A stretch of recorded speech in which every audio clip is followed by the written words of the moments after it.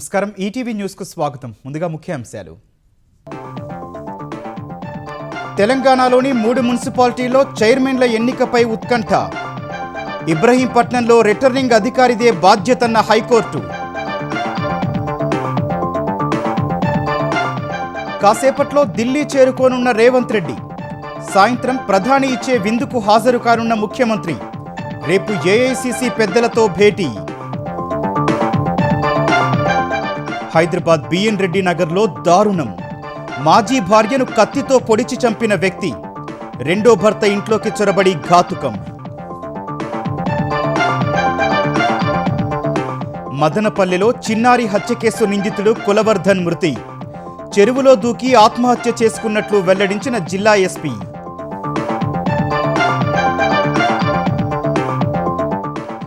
రెండు కీలక బిల్లులను ఆమోదించిన ఆంధ్రప్రదేశ్ అసెంబ్లీ. ఇకపై యువత ఏడాదికి 4 సార్లు ఓటు హక్కు నమోదు చేసుకునే అవకాశం. సముద్ర వాణిజ్య స్థిరత్వానికి నౌకాదళం కృషి చేస్తోందన్న రాష్ట్రపతి. విశాఖలో అంతర్జాతీయ ఫ్లీట్ రివ్యూలో పాల్గొన్న Droupadi Murmu. Guinness world record సొంతం చేసుకున్న ఇండియా ఇంపాక్ట్ సదస్సు. 24 గంటల్లో 2,50,000 మంది విద్యార్థుల ప్రతిజ్ఞ. రఫేల్ యుద్ధ విమానాల ఉత్పత్తిలో భారత్ తయారీ విడిభాగాలు వాడాలన్న రాజ్నాథ్. హ్యామర్ క్షిపణుల రూపకల్పనపై ఫ్రాన్స్తో ఎంఓయు.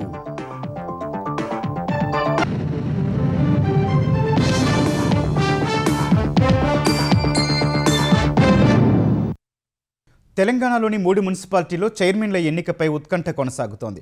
తీవ్ర ఉత్కంఠ రేపిన ఇబ్రహీంపట్నం మున్సిపల్ చైర్మన్ ఎన్నికకు అడ్డంకి తొలగింది. చైర్పర్సన్, వైస్ చైర్పర్సన్ ఎన్నికపై స్టేను తెలంగాణ హైకోర్టు ఎత్తివేసింది. చైర్మన్ ఎన్నికపై తుది నిర్ణయం ఆర్ఓదేనని స్పష్టం చేసింది. మున్సిపల్ కౌన్సిలర్ల ప్రమాణ స్వీకారం, చైర్మన్, వైస్ చైర్మన్ ఎన్నిక వేళ తన తండ్రి కిడ్నాప్ అయ్యారంటూ 19వ వార్డు నుంచి గెలిచిన కౌన్సిలర్ యాదగిరి కుమారుడు హైకోర్టులో హెబియస్ కార్పస్ పిటిషన్ దాఖలు చేశారు. ఈ నేపథ్యంలో ఎన్నికపై హైకోర్టు స్టే విధించింది. ఇవాళ హైకోర్టులో విచారణకు హాజరైన యాదగిరి తనను ఇబ్రహీంపట్నం ఎమ్మెల్యే మంచిరెడ్డి కిషన్ రెడ్డి, ఆయన కుమారుడు బలవంతంగా తీసుకెళ్లినట్లు తెలిపారు. బాపట్ల జిల్లా చీరాల తీసుకువెళ్లారని, తాను బీఆర్ఎస్ తరపున మున్సిపల్ చైర్మన్ రేసులో ఉన్నానని, అందువల్ల బౌన్సర్లను పెట్టి ఇబ్బందులకు గురి చేశారని కోర్టుకు వివరించారు. ఇష్టపూర్వకంగానే ఓటింగ్ వేసినట్లు అందరికీ చెప్పాలంటూ తనను ప్రలోభపెట్టారని తెలిపారు.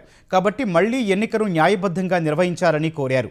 ఈ క్రమంలో యాదగిరిపై ఎలాంటి ఒత్తిడి తీసుకురావద్దని కలెక్టర్, పోలీసులను ధర్మాసనం ఆదేశించింది. స్వచ్ఛందంగా వ్యవహరించేలా చర్యలు తీసుకోవాలని స్పష్టం చేసింది. అటు మంచిర్యాల జిల్లా క్యాతనపల్లిలో చైర్పర్సన్ ఎన్నిక వాయిదా పడగా అందుకు నిరసనగా బీఆర్ఎస్, సిపిఐ చేపట్టిన బంద్ కొనసాగుతోంది. ఎన్నికను కాంగ్రెస్ మంత్రి అడ్డుకున్నారని, ఆ పార్టీ కౌన్సిలర్లు తమతో అసభ్యంగా ప్రవర్తించారని బీఆర్ఎస్, సిపిఐ మహిళా కౌన్సిలర్లు ఆరోపించారు. దీంతో పట్టణ బంద్కు బీఆర్ఎస్, సిపిఐ కూటమి పిలుపునిచ్చింది. ఎలాంటి అవాంఛనీయ ఘటనలు జరగకుండా మాజీ ఎమ్మెల్యే బాల్కసుమన్ ఇంటి చుట్టూ పోలీసులు మోహరించారు. సిపిఐ జిల్లా కార్యదర్శి రామడుగు లక్ష్మణ్ను పోలీసులు అరెస్టు చేసి స్టేషన్కు తరలించారు. ఏఐటీయూసీ రాష్ట్ర అధ్యక్షుడు వాసిరెడ్డి సీతారామయ్యను గృహ నిర్బంధం చేశారు. చైర్పర్సన్, వైస్ చైర్మన్ ఎన్నికల సందర్భంగా ఆందోళన చేయడంపై బాల్కసుమన్, బీఆర్ఎస్ కార్యకర్తలపై మంచిర్యాల జిల్లా రామకృష్ణాపూర్ పోలీసులు కేసు నమోదు చేశారు. ముంబై పర్యటనను ముగించుకున్న సీఎం రేవంత్ రెడ్డి ఢిల్లీ బయలుదేరారు. ముంబై నుంచి నేరుగా ఢిల్లీకి పయనమైన సీఎం ఈ సాయంత్రం హస్తినకు చేరుకుంటారు. ఏఐ ఇంపాక్ట్ సమ్మిట్ 2026 సందర్భంగా ఢిల్లీలోని భారత్ మండపంలో రాత్రి 7:30 గంటలకు ప్రధాని నరేంద్ర మోదీ ఏర్పాటు చేసిన విందులో రేవంత్ రెడ్డి పాల్గొంటారు. రేపు ఉదయం ఐటీ శాఖ మంత్రి శ్రీధర్ బాబుతో కలిసి ఏఐ ఇంపాక్ట్ సమ్మిట్ 2026 ప్రారంభోత్సవ కార్యక్రమానికి సీఎం హాజరు కానున్నారు. ఈ పర్యటనలో కాంగ్రెస్ ప్రధాన కార్యాలయం ఇందిరాభవన్లో రేవంత్ రెడ్డి, తెలంగాణ పీసీసీ అధ్యక్షుడు మహేష్ కుమార్ గౌడ్, రాష్ట్ర మంత్రులతో ఏఐసీసీ అగ్రనేతలు మల్లికార్జున ఖర్గే, రాహుల్ గాంధీ, కేసీ వేణుగోపాల్ తదితర అగ్రనేతలు సమావేశం కానున్నట్లు తెలుస్తోంది. మున్సిపల్ ఎన్నికల్లో పార్టీ విజయాలు, ఇతర రాజకీయ అంశాలపై చర్చించనున్నారు. ఆంధ్రప్రదేశ్ అసెంబ్లీలో ఇవాళ పలు బిల్లులు ఆమోదం పొందాయి. గ్రామాల్లో యువత ఏడాదిలో 4 సార్లు ఓటు హక్కు నమోదు చేసుకునేలా పంచాయతీరాజ్ చట్టానికి చేసిన సవరణ బిల్లుకు శాసనసభ ఆమోదం తెలిపింది. ఉప ముఖ్యమంత్రి పవన్ కళ్యాణ్ అందుబాటులో లేకపోవడంతో ఆయనకు బదులు మంత్రి దుర్గేష్ బిల్లు ప్రవేశపెట్టారు. ఇప్పటి వరకు 18 ఏళ్లు నిండిన యువతకు జనవరి 1న ప్రాతిపదికగా ఓటు నమోదుకు అవకాశం ఉండగా జనవరి 1, ఏప్రిల్ 1, జూలై 1, అక్టోబర్ 1 ప్రాతిపదికన ఓటరుగా నమోదుకు అవకాశం కల్పించే బిల్లును సభ ఆమోదించింది. నగరాలు, నగరాలు పట్టణాల్లో ఖాళీ భూముల పన్ను తగ్గిస్తూ పురపాలక చట్టానికి చేసిన సవరణ బిల్లుకు అసెంబ్లీ ఆమోద ముద్ర వేసింది. భవన నిర్మాణ సమయంలో 50% మాత్రమే ఖాళీ స్థలం పన్ను చెల్లించేలా తెచ్చిన సవరణ బిల్లును మంత్రి నారాయణ ప్రవేశపెట్టగా శాసనసభ ఆమోదం తెలిపింది. 22A భూముల సమస్య పరిష్కారానికి ఆంధ్రప్రదేశ్ వ్యాప్తంగా రెవెన్యూ సదస్సులు నిర్వహిస్తున్నట్లు మంత్రి అనగాని సత్యప్రసాద్ అసెంబ్లీలో తెలిపారు.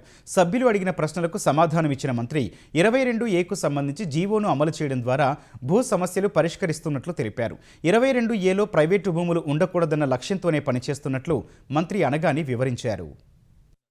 దాదాపుగా 1,80,00,000 ఎకరాలు ఈ 22Aలో ఉంది అధ్యక్ష. దాన్ని ఎక్కడైతే ప్రైవేట్ భూమి కానీ లేదా పేదలకు లబ్ధి పొందే విధంగా గౌరవ ముఖ్యమంత్రి గారు చాలా క్లియర్ చెప్పి లార్జర్ ఇంట్రెస్ట్గా పేదలకు ఎక్కడైనా మంచి జరుగుతుందంటే తప్పకుండా ప్రభుత్వం తరఫున నిర్ణయం తీసుకుందాము.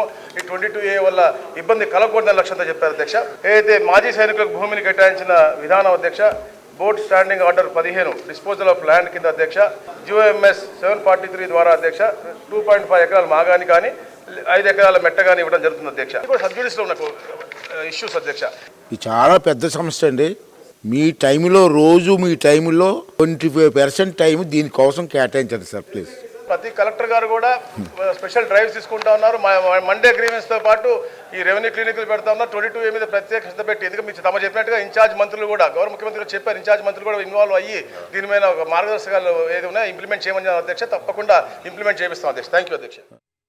ఉమ్మడి ఉభయ గోదావరి జిల్లాలో డ్రైనేజీ పూడికల సమస్యల కారణంగా నష్టపోయిన కొబ్బరి రైతులకు నష్టపరిహారం ఇచ్చేందుకు చర్యలు చేపట్టినట్లు ఆంధ్రప్రదేశ్ వ్యవసాయ శాఖ మంత్రి అచ్చెన్నాయుడు తెలిపారు. రాజోలు ఎమ్మెల్యే వరప్రసాద్ అడిగిన ప్రశ్నకు శాసనసభలో ఈ మేరకు సమాధానమిచ్చారు. నష్టపోయిన ప్రతి చెట్టుకు 1000 చొప్పున మొత్తం 10 కోట్లు ఆర్థిక సహాయం అందించేందుకు ఆర్థిక శాఖకు ప్రతిపాదనలు పంపినట్లు తెలిపారు. డ్రైనేజీల పూడికతీతకు శాశ్వత పరిష్కారం చేపడతామని హామీ ఇచ్చారు.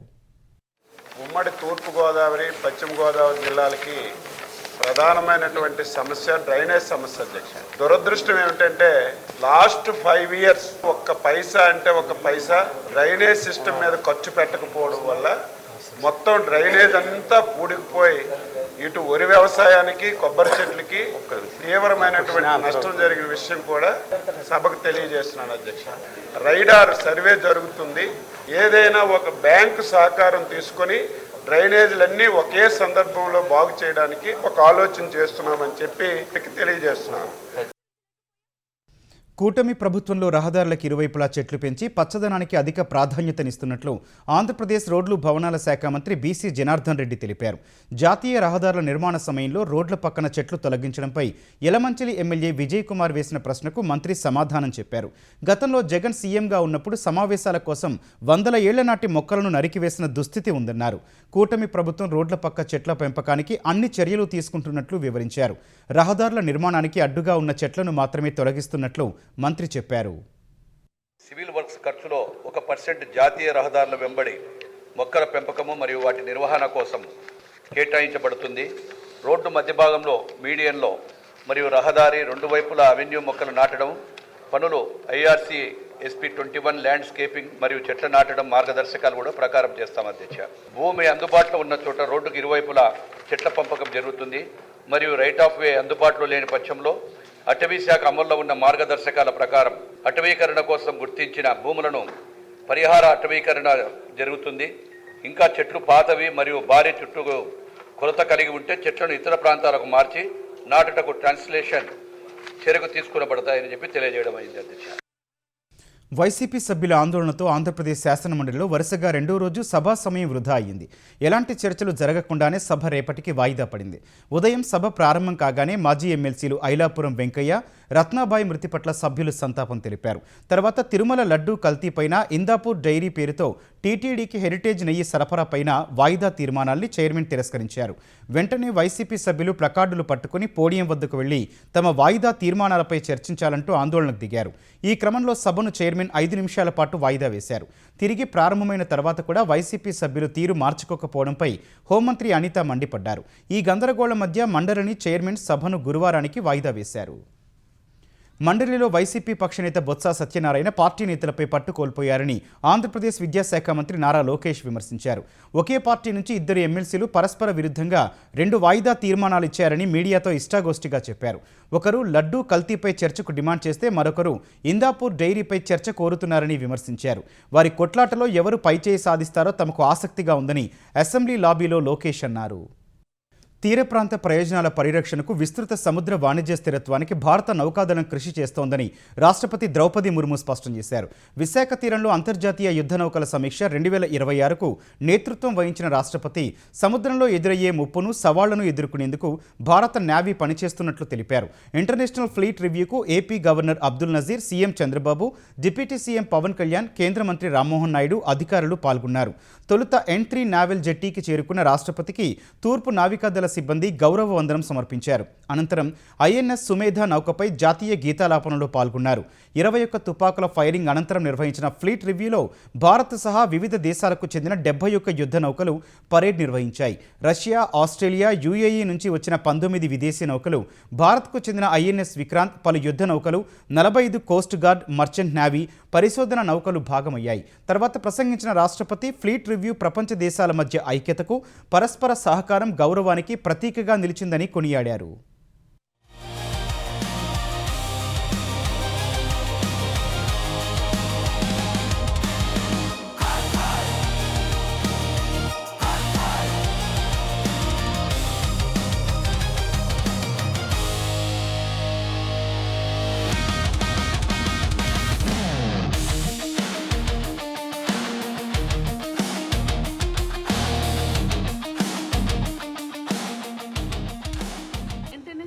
Fleet review reflects unity, trust and respect among nations for maritime traditions. Ships with different flags and sailors from different countries exhibit the spirit of togetherness. The spirit of togetherness is well captured in the theme of this review, United Through Oceans. India's approach to international relations, including the maritime domain, is guided by our ethos of Vasudhaiva Kutumbakam, or the world is one family. This approach reflects the wisdom that global security and growth, sustainability and stability are built through partnerships. తెలంగాణలో 2 సహా దేశవ్యాప్తంగా 10 రాష్ట్రాల్లోని 37 రాజ్యసభ స్థానాలకు జరిగే ద్వైవార్షిక ఎన్నికలకు కేంద్ర ఎన్నికల సంఘం షెడ్యూల్ విడుదల చేసింది. కాంగ్రెస్ సభ్యుడు అభిషేక్ మను సింఘ్వి, బీఆర్ఎస్ సభ్యుడు కేఆర్ సురేష్ రెడ్డి తెలంగాణ నుంచి రిటైర్ కానుండగా మహారాష్ట్రలో 7, తమిళనాడు 6, పశ్చిమ బంగాల్, బీహార్లలో 5, ఒడిశాలో 4, అస్సోంలో 3, హర్యానా, ఛత్తీస్గఢ్లో 2, హిమాచల్ ప్రదేశ్లో 1 స్థానాల్లో ఎన్నికలకు ఈసీ షెడ్యూల్ విడుదల చేసింది. ఈ ఎన్నికల కోసం ఈ నెల 26న నోటిఫికేషన్ ఇవ్వనున్నట్లు తెలిపింది. మార్చి 5 వరకు నామినేషన్లు స్వీకరిస్తామని, మార్చి 6న నామినేషన్ల పరిశీలన చేపడతామని ఈసీ వెల్లడించింది. నామినేషన్ల ఉపసంహరణకు మార్చి 9 వరకు గడువిస్తున్నట్టు తెలిపింది. ఈ ఎన్నికలకు పోలింగ్ అనివార్యమైతే మార్చి 16న ఉదయం 9 గంటల నుంచి సాయంత్రం 4 గంటల వరకు నిర్వహిస్తామని ఈసీ తెలిపింది. అదే రోజు సాయంత్రం 5 గంటల నుంచి ఓట్ల లెక్కింపు చేపడతామని పేర్కొంది. భారత్ పాకిస్తాన్ మ్యాచ్ చూసేందుకు తాను ప్రభుత్వ ఖర్చులతో శ్రీలంక వెళ్లానంటూ సాక్షి మీడియా ప్రచారాన్ని మంత్రి నారా లోకేష్ ఖండించారు. విమాన టికెట్ సహా మ్యాచ్ టికెట్లను తన డబ్బుతోనే కొన్నట్లు లోకేష్ స్పష్టం చేశారు. తన డబ్బుతో తాను మ్యాచ్ చూశా కానీ సాక్షి డబ్బు ఏమైనా ఖర్చు చేశానా అని మండిపడ్డారు.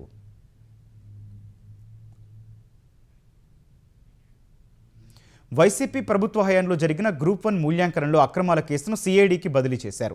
ఇప్పటి వరకు విజయవాడ పోలీసులు పర్యవేక్షించిన ఈ కేసును హైకోర్టు తీర్పు మేరకు ప్రభుత్వం సిఐడికి బదిలీ చేసింది. సిఐడి చీఫ్ రవిశంకర్ నేతృత్వంలో కేసు దర్యాప్తునకు సిట్ ఏర్పాటు చేసింది. ఇప్పటి వరకు సాగిన దర్యాప్తు వివరాలు, దస్త్రాలు, వాంగ్మూలాలను ట్రంక్ పెట్టెల్లో తీసుకెళ్లి మంగళగిరిలోని సిఐడి కేంద్ర కార్యాలయంలో అందజేశారు. మూల్యాంకనంలో జరిగిన అక్రమాలపై గతేడాది ఏప్రిల్ 25న అప్పటి ఏపీపీఎస్సీ కార్యదర్శి రాజబాబు ఇచ్చిన ఫిర్యాదుపై విజయవాడ సూర్యారావుపేట స్టేషన్లో కేసు నమోదు చేశారు.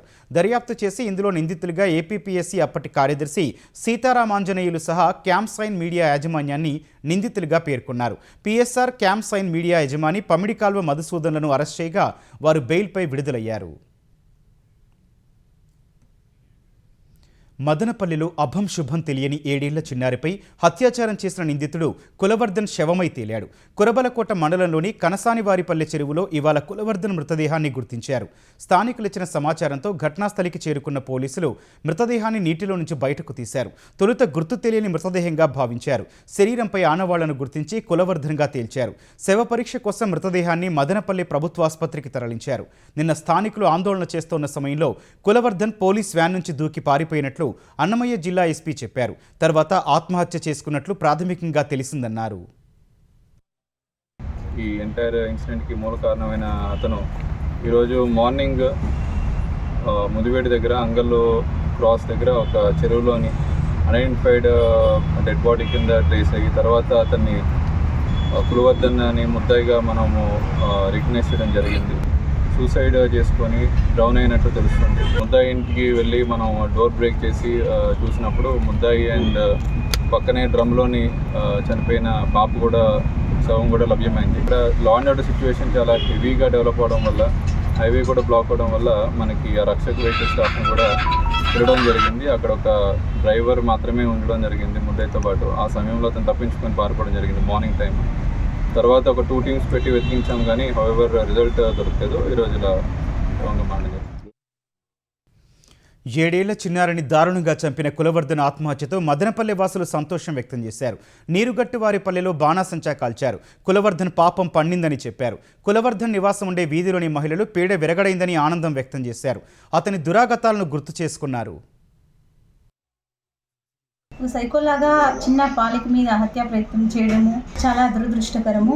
ఇంతకుముందు కూడా మా మీద అలాగే గొడవలతో దాడి చేశాడు. కేసు పెట్టాము కానీ మళ్ళీ రాజీకి రావాల్సి వచ్చింది. కానీ ఇప్పుడైతే అమ్మాయి మీద చేసిన హత్యా ప్రయత్నం వల్ల వానికి సరైన శిక్ష పడిందని మేము అనుకుంటున్నాము. ఎక్కడైనా బాధ అంటే అయ్యో ఏడుకు చంపేస్తాడో ఏమో ఎట్లా అని చెప్పి బాధపడుకుంటాడు. ఇప్పుడు ఏం భయం లేదు సార్. బాగా పోతా ఉంటాం వస్తా ఉంటాం సార్. వాడు ఏమైనా చేశాడు కూడా అట్లా చేశాడు కదా. ఇప్పుడు చనిపోయినాడు కాబట్టి మాకు ఇప్పుడు హ్యాపీగా ఉంది. ఆడవాళ్ళు అడవి కూర్చుంటే వాళ్ళు చేస్తాడు ఏమో చేస్తాడు. వాళ్ళు ఇచ్చిపెడితే మాకు భయంగా ఉంది. భయం వేస్తాను. ఇప్పుడు మంచి జరిగిందని. హైదరాబాద్లోని వనస్థలిపురంలో దారుణం చోటు చేసుకుంది. విడాకులిచ్చిందన్న కోపంతో మహిళను ఆమె రెండో భర్త ఇంట్లోకి చొరబడి మాజీ భర్త హత్య చేశాడు. గ్రీన్ సిటీ కాలనీలో నివాసం ఉంటున్న సునీత మొదటి భర్త మహేష్కు విడాకులిచ్చి రెండో పెళ్లి చేసుకున్నారు. విడాకులిచ్చిందనే కోపంతో సునీత ఇంట్లోకి చొరబడ్డ మహేష్ కత్తులతో దాడి చేసి ఆమెను కిరాతకంగా హత్య చేశాడు. పెట్రోల్ డబ్బాను కూడా తీసుకెళ్లిన నిందితుడు ఇంట్లోకి ఎవరైనా వస్తే పెట్రోల్ పోసి నిప్పంటిస్తానంటూ బెదిరించాడు. సమాచారం అందుకున్న పోలీసులు నిందితుడు మహేష్ను అదుపులోకి తీసుకున్నారు. ఇండియా ఏఐ ఇంపాక్ట్ సదస్సు గిన్నిస్ వరల్డ్ రికార్డ్ సొంతం చేసుకుంది. కృత్రిమ మేధను బాధ్యతాయుతంగా ఉపయోగిస్తామంటూ 24 గంటల వ్యవధిలోని రికార్డు స్థాయిలో 2,50,946 మంది విద్యార్థులు ప్రతిజ్ఞ చేశారు. ఇది ప్రపంచ రికార్డని గిన్నిస్ బుక్ ప్రతినిధులు ప్రకటించారు. ఈ రికార్డు ప్రధాని నరేంద్ర మోదీ విజన్కు నిదర్శనమని కేంద్ర ఐటీ ఎలక్ట్రానిక్స్ శాఖ మంత్రి అశ్విని వైష్ణవ్ చెప్పారు. విద్యార్థులు బాధ్యతాయుతంగా ఏఐని ఉపయోగించే అంశంపై తాము అనేక పాఠశాలలు, కళాశాలలు విద్యార్థులను సంప్రదించినట్లు ఆయన తెలిపారు. మరోవైపు ఏఐ ఇంపాక్ట్ సదస్సు నిర్వహణలో స్వల్ప మార్పులు చేశారు. ప్రధాని నరేంద్ర మోదీ ఏఐ ఇంపాక్ట్ సదస్సును ఈ నెల 19న లాంఛనంగా ప్రారంభించనుండగా ఆ రోజు ఎక్స్పోను మూసివేస్తున్నట్లు కేంద్ర ఐటీ శాఖ కార్యదర్శి ఎస్ కృష్ణన్ చెప్పారు. ఇందుకు బదులుగా ఈ నెల 21న ఎక్స్పో తెరిచి ఉంటుందని ప్రకటించారు. గురువారం సదస్సు ప్రారంభ కార్యక్రమంలో ఫ్రాన్స్ అధ్యక్షుడు ఇమాన్యుయల్ మ్యాక్రాన్ సహా 20 దేశాల అధినేతలు, దిగ్గజ సంస్థల ప్రతినిధులు పాల్గొంటారని తెలిపారు. ఈ సందర్భంగా విధించే ఆంక్షల కారణంగా సాధారణ ప్రజలకు ఎలాంటి ఇబ్బందులు తలెత్తకుండా ఈ నెల 19న ఎక్స్పో మూసివేస్తున్నట్లు ప్రకటించారు. భారత్ ఏఐ రంగంలో చేస్తున్న పని, మన ప్రతిభావంతులైన విద్యార్థులు, నిపుణులతో గూగుల్ ఎలా కలిసి పనిచేయవచ్చనే అంశంపై ప్రధాని నరేంద్ర మోదీ గూగుల్ సీఈఓ సుందర్ పిచాయ్తో చర్చించారు. ఢిల్లీలో జరుగుతున్న ఇండియా ఏఐ ఇంపాక్ట్ సదస్సులో పాల్గొనేందుకు వచ్చిన సుందర్ పిచాయ్ హైదరాబాద్ హౌస్లో ప్రధాని మోదీతో చర్చలు జరిపారు. ఈ భేటీలోనే భారత్లో ప్రతిభావంతులైన విద్యార్థులు, నిపుణులతో గూగుల్ ఎలా కలిసి పనిచేయవచ్చనే అంశంపై చర్చించినట్లు ప్రధాని మోదీ ఎక్స్లో పోస్ట్ చేశారు. అంతకుముందు ఏఐ సదస్సులో పాల్గొనేందుకు భారత్ వచ్చినందుకు సంతోషంగా ఉందని సుందర్ పిచాయ్ ఎక్స్లో పోస్ట్ చేశారు. ఏఐ సదస్సులో ఈ నెల 20న సుందర్ పిచాయ్ కీలక ప్రసంగం చేయనున్నారు. బంగ్లాదేశ్ ప్రధానిగా బాధ్యతలు స్వీకరించిన బీఎన్పీ చైర్మన్ తారిక్ రెహమాన్ను ప్రధాని నరేంద్ర మోదీ భారత పర్యటనకు ఆహ్వానించారు. కుటుంబ సభ్యులతో కలిసి భారత్ రావాలని తారిక్ రెహమాన్ను మోదీ ఆహ్వానించారు. బహుముఖ ద్వైపాక్షిక సంబంధాలు, ప్రాంతీయ సహకారం బలోపేతం చేయడం సహా కనెక్టివిటీ, వాణిజ్యం, వైద్యం, సాంకేతికత, ఇంధన రంగాల్లో ఉమ్మడి లక్ష్యాలను ముందుకు తీసుకెళ్లడానికి రెహమాన్తో కలిసి పనిచేసేందుకు ఎదురుచూస్తున్నట్లు మోదీ తెలిపారు. ఢాకాలో ప్రభుత్వ ప్రమాణ స్వీకార కార్యక్రమానికి భారత్ తరపున హాజరైన లోక్సభ స్పీకర్ ఓం బిర్లా మోదీ రాసిన లేఖను రెహమాన్కు అందజేశారు. ఉమ్మడి చరిత్ర, సాంస్కృతిక సంబంధాలు, ప్రజల ఆకాంక్షలపై ఆధారపడ్డ లోతైన స్నేహం భారత్, బంగ్లా మధ్య ఉందని ఆ లేఖలో మోదీ గుర్తు చేశారు. శాంతి, శ్రేయస్సు కోసం కలిసి కృషి చేద్దామని పిలుపునిచ్చారు. ఇరు దేశాల అభివృద్ధి ప్రాధాన్యతల కలయిక భవిష్యత్ సహకారానికి మార్గదర్శక సూత్రంగా ఉపయోగపడుతుందని వివరించారు. వేగంగా అభివృద్ధి చెందుతున్న ఆర్థిక వ్యవస్థలుగా, స్థిరమైన వృద్ధికి ఉత్ప్రేరకాలుగా భారత్, బంగ్లాదేశ్ మారగలవని, పరస్పర భద్రత, శ్రేయస్సును సాధించగలవని మోదీ రాసుకొచ్చారు. మహారాష్ట్రలో ముస్లింలకు విద్యా, ఉద్యోగాల్లో 5% రిజర్వేషన్లను ఆ రాష్ట్ర ప్రభుత్వం రద్దు చేసింది. మంగళవారం నుంచే ఇది అమల్లోకి వచ్చినట్లు ఉత్తర్వుల్లో తెలిపింది. ముస్లిం రిజర్వేషన్లకు సంబంధించి గతంలో జారీ చేసిన ఆర్డినెన్స్ గడువు ముగిసిపోయినట్లు వెల్లడించింది. ఈ అంశంపై కోర్టు మధ్యంతర ఉత్తర్వులు కూడా ఉన్నాయని పేర్కొంది. గతంలో కాంగ్రెస్, ఎన్సీపీ ప్రభుత్వం మరాఠాలకు 16%, ముస్లింలకు 5% రిజర్వేషన్లు కల్పిస్తూ ఆర్డినెన్స్ జారీ చేసింది. దాని గడువు ముగిసిపోయినట్లు ప్రస్తుత ప్రభుత్వం తెలిపింది. రఫేల్ యుద్ధ విమానాల తయారీలో 50% విడిభాగాలను భారత్లోనే తయారు చేయాలని రక్షణ మంత్రి రాజ్నాథ్ సింగ్ ఫ్రాన్స్ను కోరారు. యుద్ధ విమానాల మరమ్మత్తు, నిర్వహణ, ఓవర్హాల్ కేంద్రాన్ని సైతం నెలకొల్పాలని విజ్ఞప్తి చేశారు. బెంగళూరులో భారత్, ఫ్రాన్స్ రక్షణ మంత్రుల స్థాయి సమావేశం జరిగింది. ఇందులో భద్రతా సహకారం, సంయుక్తంగా ఆయుధాల తయారీపై ఇరువురు నేతలు సమీక్షించారు. దేశంలో హ్యామర్ క్షిపణుల తయారీకి భారత్, ఫ్రాన్స్లో అవగాహన ఒప్పందం కుదుర్చుకున్నాయి. యుద్ధ విమాన ఇంజిన్ తయారీలో సాంకేతిక సహకారం అందించాలని రాజ్నాథ్ సింగ్ ఫ్రాన్స్ రక్షణ మంత్రిని కోరారు. రఫేల్ యుద్ధ విమానాల తయారీలో 50% మేక్ ఇన్ ఇండియా పరికరాలుండేలా చూడాలన్నారు. ఫ్రాన్స్ నుంచి 114 రఫేల్ ఫైటర్ జెట్ల కొనుగోళ్లకు రాజ్నాథ్ సింగ్ నేతృత్వంలోని రక్షణ కొనుగోళ్ల మండలి ఇటీవలే ఆమోదం తెలిపింది. మధ్యప్రదేశ్లోని కూనో జాతీయ పార్కులో గామిని అనే దక్షిణాఫ్రికా చీతా 3 కోనలకు జన్మనిచ్చింది. ఈ మేరకు సామాజిక మాధ్యమం ఎక్స్లో పోస్ట్ చేసిన కేంద్ర పర్యావరణ శాఖ మంత్రి భూపేందర్ యాదవ్ 2022లో దక్షిణాఫ్రికా నుంచి గామిని చీతాను భారత్కు తీసుకొచ్చినట్టు గుర్తు చేశారు. తాజా కోనలతో కలిపి దేశంలో చీతాల సంఖ్య 38కి చేరింది. భారత గడ్డపై చీతాలు విజయవంతంగా పిల్లలకు జన్మనివ్వడం ఇది 9వ సారి. భారత్లో పుట్టి ప్రస్తుతం జీవించి ఉన్న చీతా కోనల సంఖ్య 27కు పెరిగింది. చీతాలకు అనుకూల వాతావరణాన్ని సృష్టించి వాటి వృద్ధికి కృషి చేస్తున్న ఫీల్డ్ సిబ్బంది, వైద్యులను కేంద్ర మంత్రి అభినందించారు. ఈ నెల ప్రారంభంలో నమీబియా నుంచి తీసుకొచ్చిన చీతా ఆశ ఇదే పార్కులో 5 కోనలకు జన్మనిచ్చింది. భారత్లో చీతాల సంతతిని పునరుద్ధరించడమే లక్ష్యంగా కేంద్రం ప్రాజెక్టు చీతాను ప్రారంభించింది. ఇందులో భాగంగా 2022లో నమీబియా నుంచి, 2023లో దక్షిణాఫ్రికా నుంచి చీతాలను భారత్కు తీసుకొచ్చారు. అంటార్కిటిక్లోని పెనిన్సులాలో గడ్డకట్టే చల్లటి నీటిలో ఓ భారీ షార్క్ కనిపించి ఆశ్చర్యానికి గురిచేసింది. మంచునీటిలో షార్కులు బతకలేవని భావించిన శాస్త్రవేత్తల అంచనాలను తల్లకిందులు చేసింది. సుమారు 4 మీటర్ల పొడవున్న ఈ షార్క్ సముద్ర ఉపరితలం నుంచి 490 మీటర్ల లోతులో కనిపించింది. ఇంతకుముందు ఎప్పుడు ఇలాంటి షార్కులు కనిపించలేదని జీవ శాస్త్రవేత్తలు తెలిపారు. వాతావరణ మార్పులు, సముద్రాలు వేడెక్కడం వల్ల షార్కులు చల్లని ప్రాంతాలకు వలస వెళ్తున్నాయని శాస్త్రవేత్తలు అభిప్రాయపడుతున్నారు. ముఖ్యాంశాలు మరోసారి. తెలంగాణలోని 3 మున్సిపాలిటీల్లో చైర్మన్ల ఎన్నికపై ఉత్కంఠ. ఇబ్రహీంపట్నంలో రిటర్నింగ్ అధికారిదే బాధ్యతన్న హైకోర్టు. కాసేపట్లో ఢిల్లీ చేరుకోనున్న రేవంత్ రెడ్డి. సాయంత్రం ప్రధాని ఇచ్చే విందుకు హాజరు కానున్న ముఖ్యమంత్రి. రేపు ఏఐసీసీ పెద్దలతో భేటీ. హైదరాబాద్ బిఎన్ రెడ్డి నగర్లో దారుణం. మాజీ భార్యను కత్తితో పొడిచి చంపిన వ్యక్తి. రెండో భర్త ఇంట్లోకి చొరబడి ఘాతుకం. మదనపల్లెలో చిన్నారి హత్య కేసు నిందితుడు కులవర్ధన్ మృతి. చెరువులో దూకి ఆత్మహత్య చేసుకున్నట్లు వెల్లడించిన జిల్లా ఎస్పీ.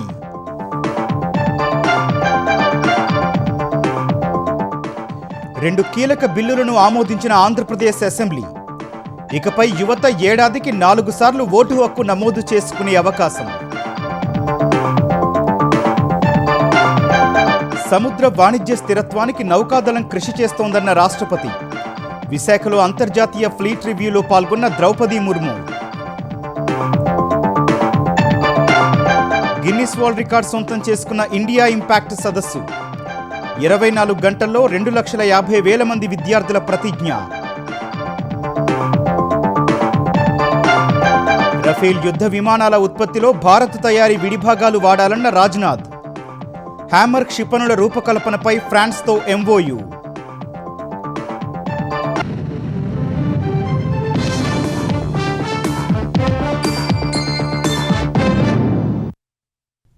ఈటీవీ న్యూస్ సమాప్తం. నమస్కారం.